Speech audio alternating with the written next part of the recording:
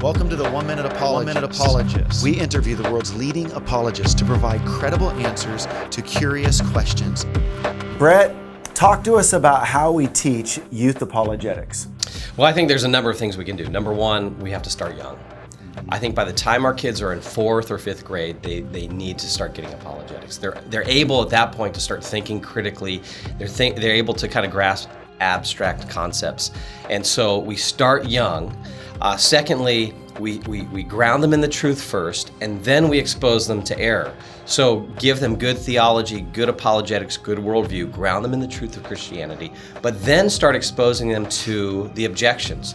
Expose them to atheism, expose them to other world religions, expose them to counter views so that you can really help them test out the truthfulness of their view. And you're starting to inoculate them that way.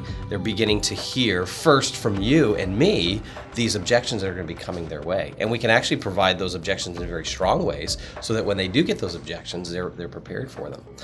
Thirdly, ask lots of questions as you do this. Don't feel like you just always have to be telling them what to believe. Ask them questions, start getting at their assumptions, getting at what they believe, force them to defend it. So ask lots of questions all the way through the training. And then lastly, I think by the time they're in high school, we need to get them out from behind the walls of the church and into real life experiences.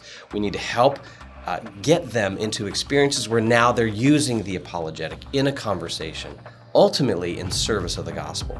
And they can see how apologetics is used in a conversation, how it paves the way for then speaking the truth of the gospel to someone, and it helps it bring it all to life. It's not just something I learned in a classroom, but they see the apologetic now lived out in a real life conversation in a way that's not only intelligent and smart and well-reasoned, but also is gracious and winsome and warm.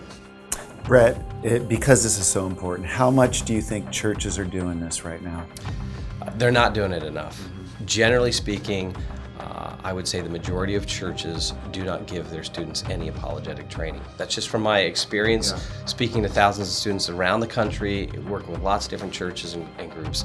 Students are not getting it. And I think we have to start realizing that apologetics should be an essential part of the discipleship of our young people.